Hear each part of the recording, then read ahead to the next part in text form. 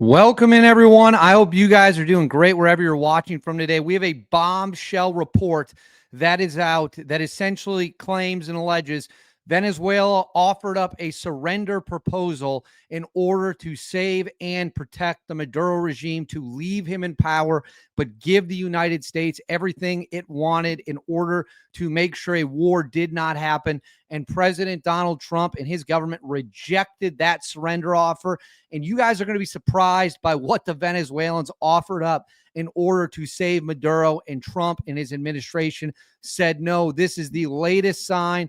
We are as close to military combat conflict with the Venezuelans, the Venezuelan regime. We love the good people of Venezuela. It is Maduro we are after, and it now appears we are on the brink officially after the surrender proposal was rejected. I'm going to get into all that and much more. Before we do, as always, please make sure to like and subscribe. Totally free. Cost you guys absolutely nothing at all. Huge boost to the channel. Comment below. What do you think about this situation? What do you want to see happen? Let me know in the comments below. Hit that bell. All notifications turned on. You won't miss a thing. And then Instagram, David_Hookstead, X, D Hookstead. That's where you can find me on social media. Please give me a follow. DMs are open. Now let's get into it. So I'm filming this on October 10th. So this information is, I always like to give you guys the date. It is October 10th. This information is updated to that point in time. Earlier today, I released a video about troop movements, ship movements, all this stuff that was going on, and just how close we were to actually seeing this situation pop up. That includes the United States staging people nearby, requesting to put people in Grenada. We've got troops or the 160th SOAR by Trinidad and Tobago. The MV Ocean Trader JSOC's ghost ship is in the region. Again, we have to look at these things and realize, hey, a lot of pieces coming together here, lots and lots of pieces coming together, and they all seem to indicate that war is inevitable. I'm looking at information as it is coming in on top. So excuse me, I am checking the information as we flow in here because this is literally breaking as I'm filming this. On top of that, Venezuela has rushed to the United Nations. They are begging someone to get involved. They are begging someone to come to their help, and it's probably not going to happen. But let me put this on the stage. This comes from the New York Times. Venezuela offered the United States pretty much the whole house. All that was asked for in return was that Maduro stay in power, and the offer was thoroughly rejected. So I'm going to read this to you now. It says, Venezuelan officials, hoping to end their country's clash with the United States, offered the Trump administration a dominant stake in Venezuela's oil and other mineral wealth in discussions that lasted for months, according to multiple people close to the talks. So right there, it is saying that they offered up their oil. They're like, we'll give you our oil. It's an oil-rich country. And they were like, we'll give you our oil. Take it. All we want in return is for Maduro to stay in power.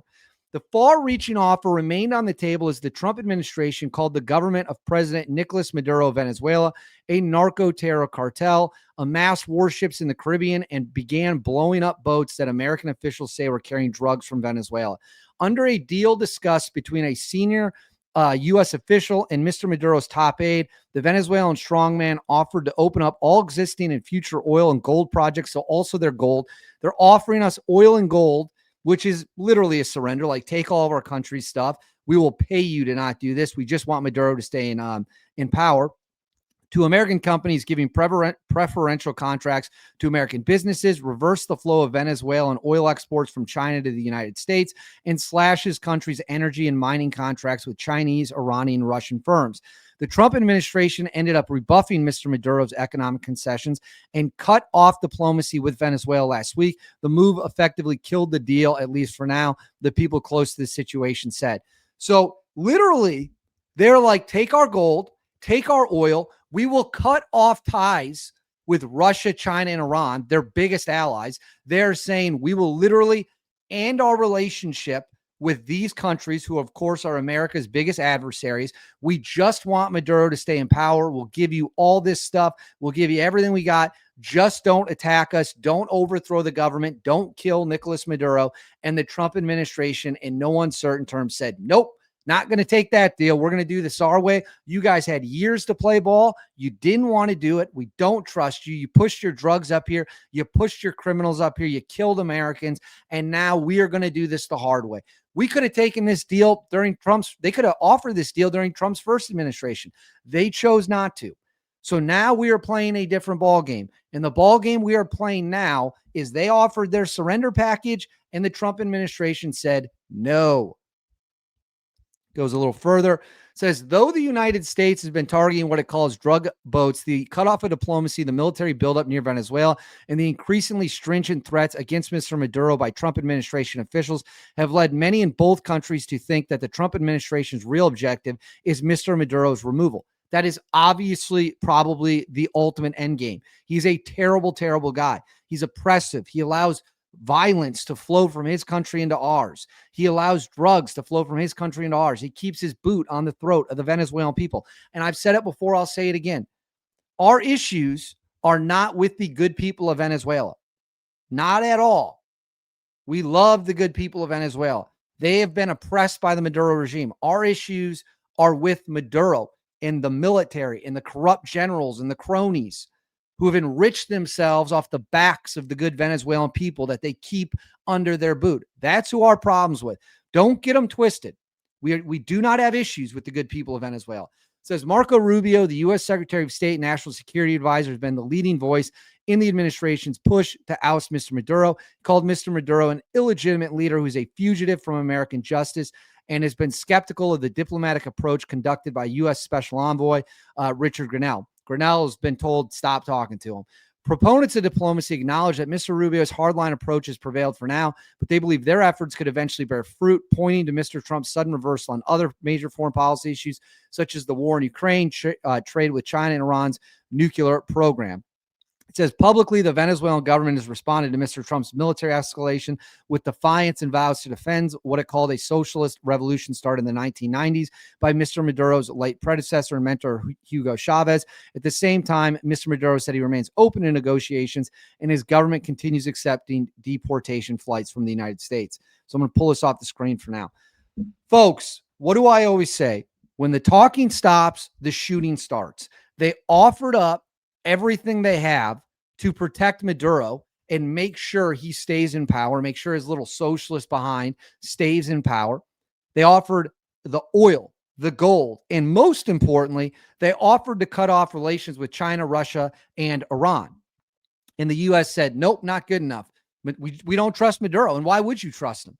Maduro could say anything now and then ultimately make the decision to go back on it, get right back cozy with the Russians and the Chinese and the Iranians, funnel as much oil as possible to China, continue to work with the Russians in our hemisphere, and then we're in the same position 2-3 years down the road or 6 months down the road, maybe much sooner.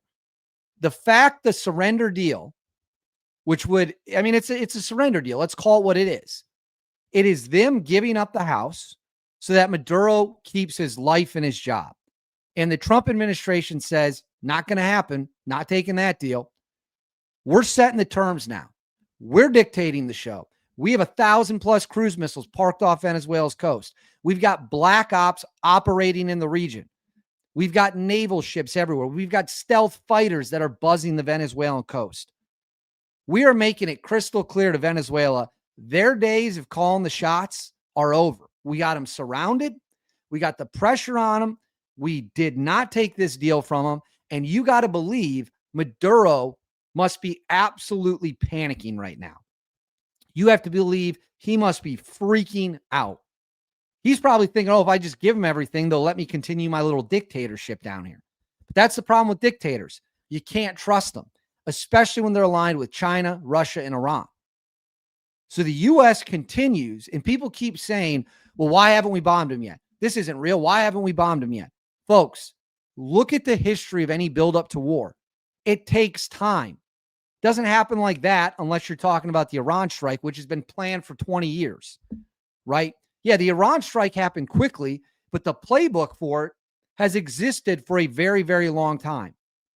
That's why it was able to go that quickly.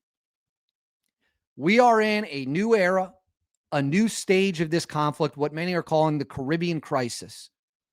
And all signs now that point to now that the surrender deal has been rejected, we're going to hit him, and we're going to hit him hard. And Maduro, if he knows what's good for him, remember, we have a $50 million bounty on his head, should pack his bags and get the hell out of the country while he still has his life. Because once the bombs start falling, there's no way to know how this situation ends.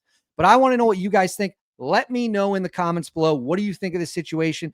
Do you think we should have accepted the deal? Do you think it is a sign a war is absolutely going to happen? Let me know in the comments below. Please make sure to like and subscribe. Totally free, cost you nothing. Hit that notifications bell. All notifications turn on.